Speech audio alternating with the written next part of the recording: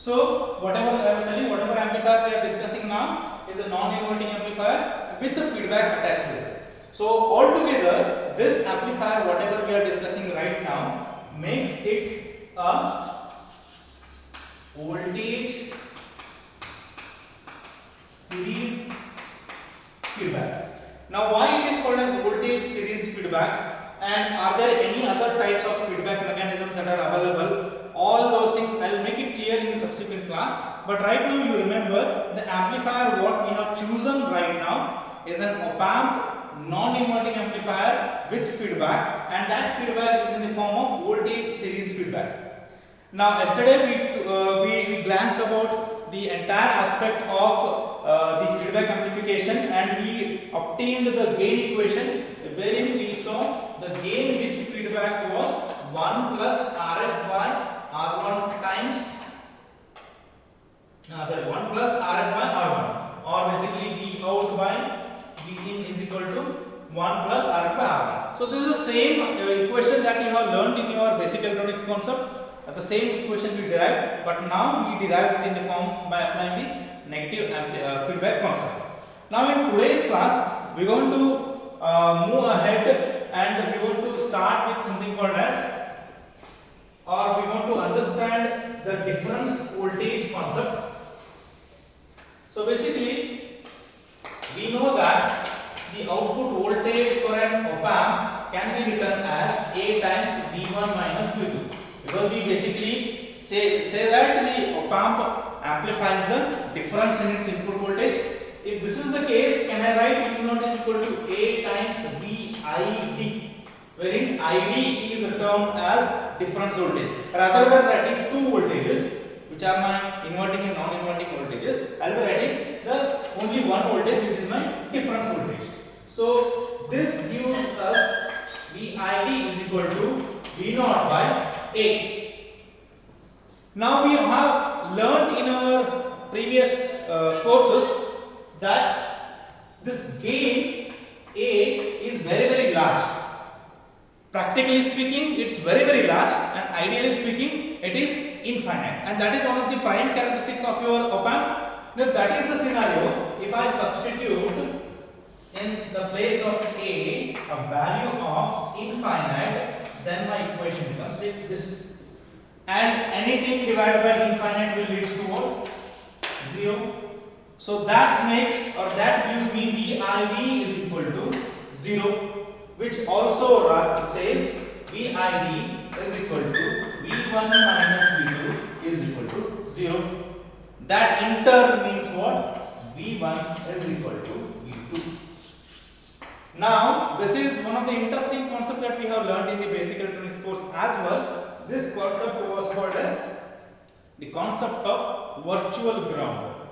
Though here they say both the voltages V1 and V2 are equal owing to a large gain in the op-amp, and that's the reason I have proved over there how V1 is equal to V2. But it can be also called by the other concept which we call as a virtual ground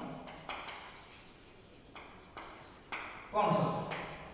Now basically, this virtual ground indicates whatever or to whichever voltage the one of the terminal is connected, preferably the non-inverting, the same terminal will be connected to that voltage only. So that is the indication of V1 equal to V2 or VID is equal to 0.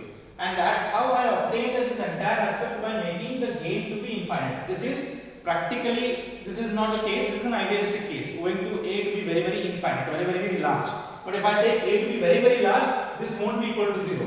There will be some difference in the voltages V1 and V2. And all these concepts, whatever I am trying to explain now here is by considering the concept of ideal amplification or ideal terminology. Now with this, we'll move on with the next concept, because this was very needed concept if I want to start with my upcoming concepts. Now the next one which I am going to show you is, yesterday we saw on a general note, we described why the input resistance should be very high and why the output resistance should be very low. And that was with respect to a general voltage amplifier. Now the same thing if I want to understand with respect to this voltage series feedback amplifier or the non-inverting negative feedback operational amplifier, which we are discussing right now, which you have taken yesterday, which you have seen the circuit yesterday, the circuit which was something like this. I'll redraw the circuit. So if I want to understand what will be the input resistance of the amplifier which we are studying right now. Yesterday we saw that what should be the input resistance of an voltage amplifier in general and what should be the output resistance of an voltage amplifier in general should be. So we say that the input resistance should be very, very high and the output resistance should be very, very low. Now, is it the case with respect to the amplifier which we are dealing right now? Let's try to understand that with a small derivation. So this is the same circuit which we have taken up yesterday, and the same circuit I am redrawing it once again. Yes, and this is my difference voltage VID, and here is my output voltage across RN. Yes. Now, please make it very, very clear when you draw this circuit. Now, one more thing from examination point of view, from the understanding point of view. Now, this is the circuit which I am dealing right now. Is your voltage series feedback amplifier by taking op amp as example. Now again I was telling why this is called as voltage series. I will make it very, very clear in the subsequent class, but right now you just remember this is the discussion which is happening with respect to voltage series feedback amplifier by taking op amp as an example. Now specifically by taking non-inverting op amp as an example. Now this was the circuit which we have taken yesterday. Now if I want to understand what is the input resistance of the op amp, where is the input resistance of the op amp? It is here, Ri, inside the op amp. Please make it very, very clear. When I say something as an input resistance, you should ask me the question whether it is the input resistance of the circuit or whether it is the input resistance of the device. Now here the device is op amp. ಈ op amp ದು input resistance ಯಾವುದು? The one which is inside the op amp. But if I ask you what is the input resistance of this entire circuit, then your answer should be wherever you find the input voltage, and if I look inside the circuit standing at the input voltage, whatever the resistance I encounter, that is the input resistance of this entire circuit. Like for example, if I stand here, because this is my input voltage, and if I look inside here, when I look here, whatever resistance or whatever opposition that comes into picture to the flow of current, the current I in flow agutalla, the current before entering the op amp, whatever the resistance it encounters, that resistance is clubbed together and called as input resistance of the circuit. Here I am going to represent it as RIF, indicating input resistance with feedback. So here in my discussion, my agenda will be to calculate what will be the value of RIF, whether it will be RIF is equal to some particular resistance value or some equation, and if that is some equation, on what parameters that equation is going to depend. All these aspects I am going to understand by figuring out the expression for this RIF, and that's where my this particular derivation goes. So this derivation is finding input resistance of non-inverting op amp with feedback. So this is the discussion that we are going to do. Fine. Now to begin with this discussion, so let's first try to write what will be the equation for RIF. Now very simple rule I am going to tell you. Just remember, ಯಾವುದೋ ಒಂದು particular equation ದು result ನೀವು ಬರೆಯಬೇಕಾಗಿತ್ತು ಮಾತ್ರ. For example, resistance. Resistance basically is what we say V by I. Now again here question comes, which V should I consider? There are multiple V like VID, V in, V1, V2. ಯಾವ V consider ಮಾಡಬೇಕು? And which current should I consider? There will be the current which is entering here. There is I in over here. Which current should I consider? Now ಅಂತ time ಆಗ just remember RIF. So which means I am calculating the resistance of this entire circuit. So which means I should be knowing the voltage and current of this entire circuit. Since because I am dealing with RIF, because RIF deals with this entire circuit with feedback, this voltage whatever I am going to write should also deal with this entire circuit, and the current also should be deal with this entire circuit. So in that scenario, the voltage which is relevant to this entire circuit is what? V in, and the voltage which is relevant to this entire circuit is what? I in. If this is my thing, if I want to write in terms of V in and I in, let me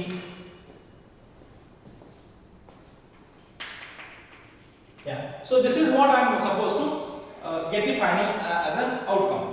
Now the question rises, on what all parameters I in depends and on what all parameters V in depends, and how we are going to find out V in and I in. That is going to specifically give me the value of RIF. So which means let's first try to understand what is I in. I in is the current which is entering the op-amp. So I in, I am going to use the Ohm's law over here. I am going to simply write VID by RI. Just before here, I in is entering the op-amp, and there is a voltage between these two terminals, and across these two terminals there is a resistance which becomes my input resistance of this op-amp device. So what is I in? I in supposed to be, it's a combination of voltage and resistance. Which voltage is? It is the voltage VID because it is entering the op-amp device, and which resistance across this voltage, whatever resistance you have, RI. So basically my I in will be VID divided by RI. But what is VID?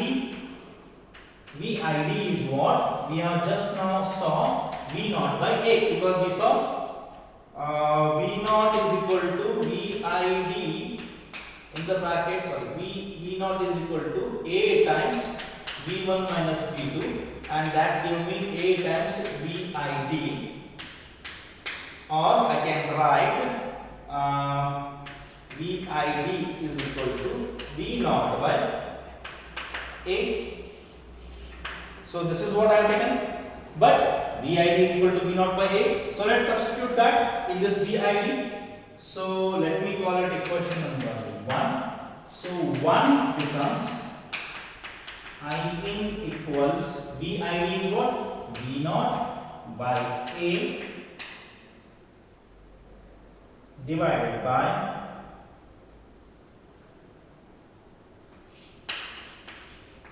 RI. Just go through it once. I have taken VID to be equal to V naught by A because that's how the equation stands, and I in is equal to, I am going to substitute V naught by A divided by RI.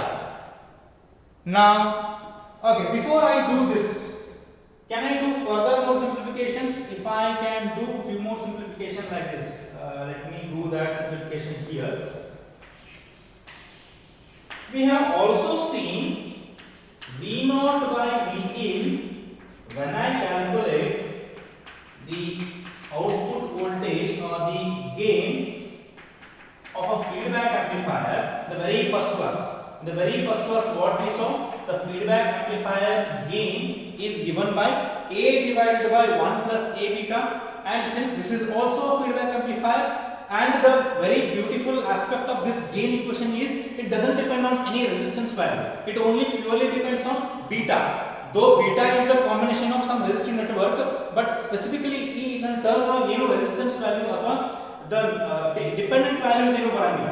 or I don't get any passive components or any other such components which vary with respect to time. I get only A and beta, and what is beta? Beta can be figured out over here. This is the combination of beta, right? So when I started with my voltage amplifier concept or feedback concept, the gain equation I obtained was A divided by 1 plus A beta. So that's what I written over here, and from this equation I can say V naught is equal to V in multiplied by A divided by 1 plus A beta. So which means wherever I have V naught term over here in my this equation, I can substitute V in multiplied by A divided by 1 plus A beta. So if I do that, so before doing this, I can do this over here. So 1 goes like this, or here only VID is equal to V naught by A, and what is V naught? V in multiplied by A divided by 1 plus A beta whole divided by A. So that's what I am getting over here. So my VID is equal to V naught by A, which I obtained from this equation, the earlier equation. And what is V naught? V naught from our first class we obtained V naught equal to V multiplied by A divided by 1 plus A beta, and that's what I am substituting over here. Now if I substitute that, and if I calculate the, or if I simplify that particular equation, my VID will be A will cancel out. My VID will be V in divided by 1 plus A beta. Let me call it as equation number 2. I hope this is clear now. VID is V in divided by 1 plus A beta. So which means in the place of I in equal to VID by RI, VID obtained, I have obtained this equation, and RI definitely will be RI. So let's substitute 2 in 1. So I will go here, substitute 2 in 1. So if I do that, I in is equal to, what is VID? V in divided by 1 plus A beta. So that is a VID whole divided by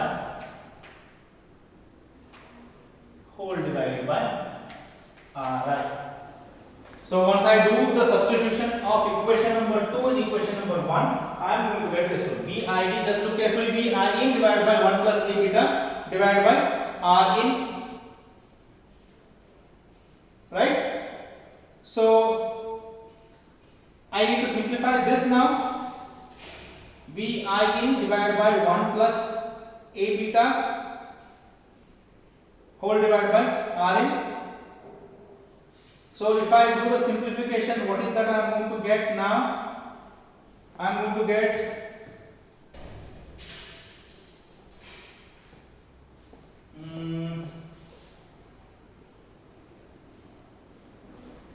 yeah, please do the simplification. What is that I am going to get? Now before that,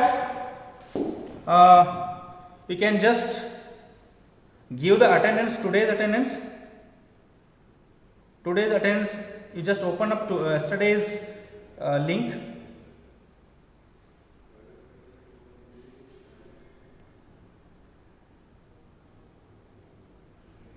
Open up yesterday's link, and the code is 2020. 2020 is the attendance code. Please give the attendance.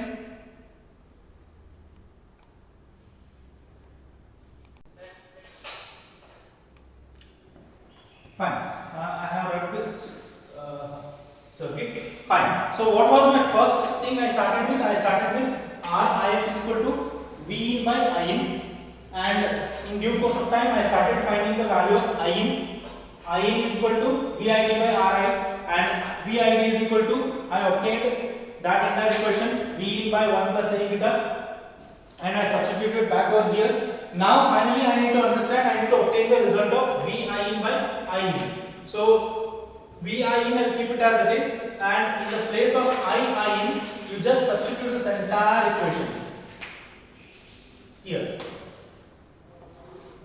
You just substitute this entire equation. RIF is equal to, because RIF is equal to V I in by IN is my standard equation that I took from my circuit by looking at the input side of the circuit, and I obtain IIN. You just substitute it over here and try to do the simplification. If I do the simplification, I am going to obtain RIF is equal to RI multiplied by 1 plus A beta.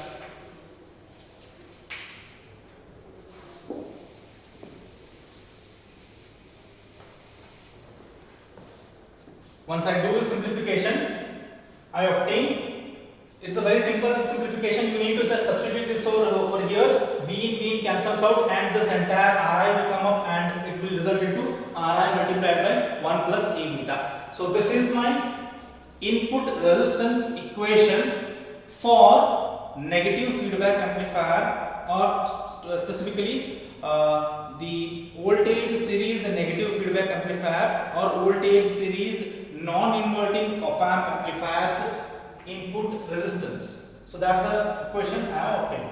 Now if you look at it closely, RIF, whatever you have obtained, is Ri times 1 plus A beta.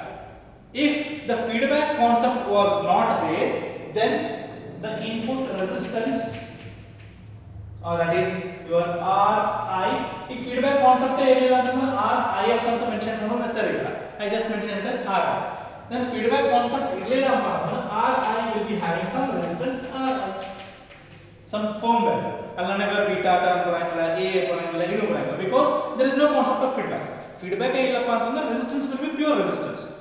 But because you have included the feedback, that resistance will be multiplied with some more terms, and that some more term is 1 plus A beta. Now if you just look it over here, if without feedback Ri is 10 mega ohm, of course as I was telling, the input resistance should be very, very large. If Ri is 10 mega ohm, that is without feedback. Now what will be Ri with feedback, or basically the feedback resistance? So substitute that 10 mega ohm over here, and let us consider A is equal to 10 raised to 5 and beta is equal to, let it be 1. So if I do that, 1 plus 10 raised to 5 times 1, so that becomes 10 mega multiplied by 1 plus 10 raised to 5 is, again it will be 10 raised to 5 only, 10 raised to 5 so this is 10 raised to 6 times, so that's basically 10 raised to 6 multiplied by 10 raised to 5. Almost how many? 11 zeros. So if we can just